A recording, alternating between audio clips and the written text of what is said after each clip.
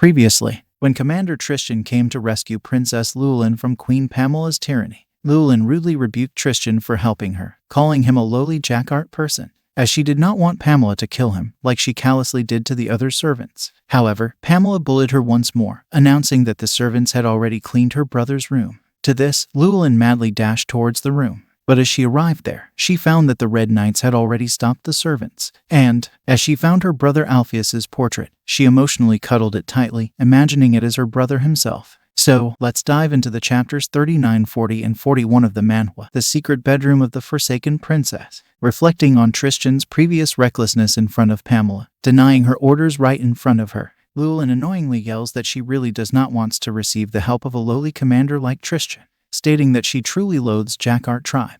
Besides, angrily commands them to leave her side as soon as possible. Listening to her continuous bigotry statements, Tristan maintains his deep silence, and, by glancing towards her with piercing gaze, he asks if she thinks that those lies can make him leave her side. To this, Lewellyn reluctantly responds what nonsense he is talking right now. However, Tristan interferes, questioning as she thinks that he does not know. Plus, he reminds her when he was assigned to protect her for the first time, she said these same things on purpose. Hearing this, she gets visibly perplexed. Yet in an instant, Tristan furiously discloses that Lewellyn is simply worried about him till now, just like in the past, when he was assigned her knight. From here, the scene rewinds to 5 years back in time, where Tristan, after his hard labor, manages to reach the finals of the gladiator competition with a fabulous one-sided victory. And, as he becomes the winner of the event, defeating the very enemies easily, the royal audience whispers among them, congratulating that despite Tristan being from a lowly jackart race of Brygen, he is exceptionally talented in swordsmanship. Besides, this achievement of his is indeed valuable, since his tribe still faces discrimination in the country. Nevertheless, Tristan decides to hand over his winning prize to his sister, asking her to distribute it among the villagers, and arrives in the Brygen capital, as he determines to join the Red Knights that even a normal person can join, so that he can bring the prosperity to his tribe.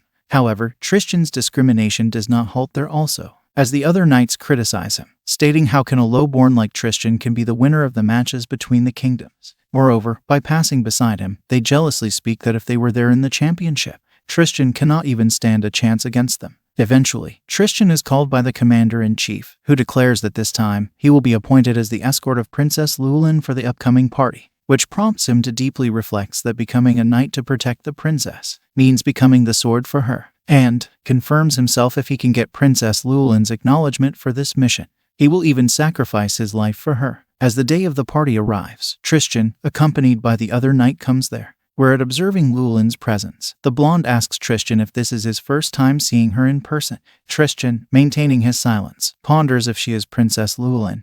Then she is truly beautiful, and, as he feels embarrassed, the blonde instructs him to greet her, because he is assigned as her knight for today. Listening to this, Tristan starts to sweat heavily. Eventually, Lewellyn turns her glances towards Tristan. Furthermore, as she starts approaching in their direction, Tristan's face turns into one of a patient. Further, when Lewellyn arrives near them, they bow in front of her to show their gratitude, upon which she inquires if Tristan is a knight for her this time. Tristan, by getting blushed, confirms that she is right. Plus, mutters to himself that now if he meets her, then he needs to make a good impression on her. However, by smirking clearly, Lewellyn, with a disgusted expression, conveys why King Bastian appointed a low-class jackart individual as her bodyguard. Besides, as she adds that she does not need a knight like him, Tristan is shocked heavily. Listening to her declaration, the blonde and the royal audience also perplexed visibly. They maintain their deep silence for a moment. Breaking the ice, Lewellyn arrogantly turns back, stating that from now on, she will react that she does not have a guard like him, after which she arrogantly takes her leave. By remaining in a kneeling position, Tristan trembles heavily, and, as he witnesses his disrespect in front of the royal audience, he questions if she is the same elegant girl whom he wants to protect, because after observing her arrogance today, he cannot believe it all. Furthermore, after Tristan faced his mockery from the princess, weird things start happening with him, as the same jealous knights from before comes to deliver their fake condolences, assuring that Tristan should not feel bad at all, just because Princess Lewellyn disrespected him in front of all, since she does not judge by the ability of the knight, but only by their origins to discriminate. Further, by delivering a maniac smile, they speak that Tristan can do nothing about this racism, but only train himself hard to become a better knight to hide his low class. Hearing these piercing statements, Tristan falls into deep dilemma. reflecting that way before he came here, he used to hear these same words from the royal audience, who cheered him by saying that even if he is a jackart, they will support him, because for them, Tristan is nothing but only a puppet whose swordsmanship ability is outstanding, even if he belongs to a minor race of this country. Dear viewers, apologies for the interruption. If you're genuinely enjoying the content on this channel, please consider hitting the subscribe icon with all notifications, since this little support of yours will help this creator continue delivering high-quality work to brighten your day.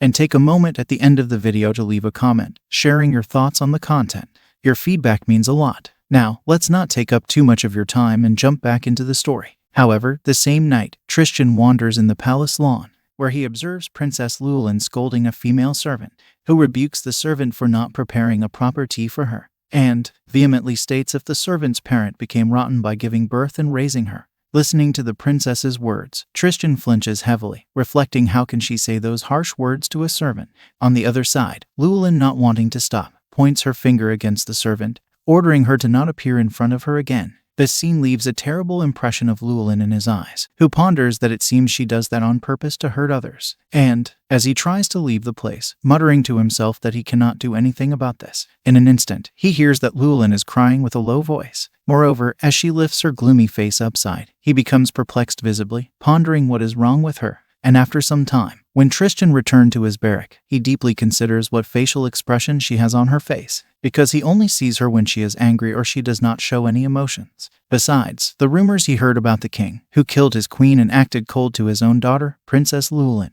on top of which, married to a cruel woman, Queen Pamela, who wants everyone's attention and is cruel. Yet, a sudden thought nags his mind, which asks himself if those disrespectful words of Princess Lewellyn towards him, and the harsh comments of the female servant's parents in front of her, are only the words she said on purpose so no one will stay with her. Furthermore, as Tristan wants an answer for this action of her, he always looks at her, for which he even follows her at the different party, where he observes that every single man looks down on her. The women ridicule her as she moves beside them. But the arrogant princess is covered by her own inevitable thorns, because although she tries to show her lovely and caring character in front of someone, she is unluckily framed as the culprit by the jealous audience for the crime she never committed, due to which she unwillingly has to accept her fate by becoming the same fake arrogant princess, so that no person except her has to suffer the pain. And, even if she keeps a distance with everyone as if she does not need anyone, she sometimes shows that lonely expression in the empty corridors. At witnessing this tragedy with her, Tristan wants to become that person who can support her in these times. However, he cannot bring himself to do it, because he feels that she is about to be broken. No, what is more fearful for him is that he feels that she will eventually disappear in her own loneliness. From here, the scene again lands in the present, where Tristan inquires if he did correct by keeping his presence away from her till now, since he is regretting accepting the mistake he has done in the past. And, with a caring voice, he declares to her that he wants to start again, as this time, he will not be shaken by being insulted by her. Tristan then swiftly puts his hand on the opposite shoulder, conveying that he knows since the beginning Lewellyn has never actually insulted him. Hearing his comforting words, she grabs the portrait tightly, with a stream of tears in her eyes. On the other side, at observing this unexpected revelation, Paula reflects that the princess disrespects them for all this time, just because she can protect herself as well as them also. Moreover, Tristan has been with her for a long time, therefore, he insists on protecting her at any cost. Paulo then adds that despite he knows that Queen Pamela scratches Lewellyn's face just as she despises her, but he never expected everything to turn out like this. And, at gazing towards her, Paulo mutters that he forgot that she is the most fragile person in this palace, who has only a brother in this world. Plus, by gritting his teeth, Paulo criticizes himself for saying that Lewellyn is not eligible to be protected. On the other side, Lewellyn discloses that even if she does not intend to insult him, she cannot change the fact. On top of which, she admits that she did very wrong with Tristan. But she only did this since he is the commander of the Red Knights, who does not have a long history and has the lowest rank in the army. However, she turns back, asking if he knows what he did to the queen, because his sole foolish actions will destroy the future of the Red Knights. Lewellyn then pleads Tristan to apologize to Queen Pamela for his regiment's sake.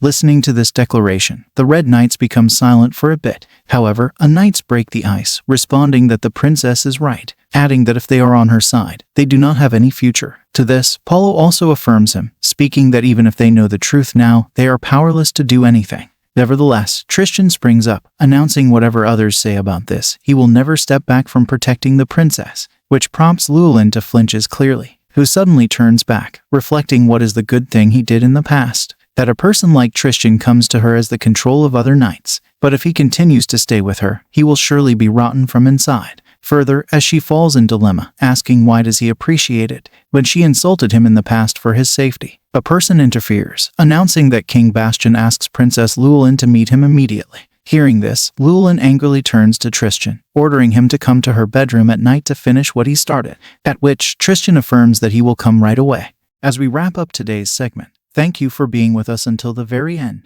I'll be sharing fresh videos of this manga and exciting new series every weekend.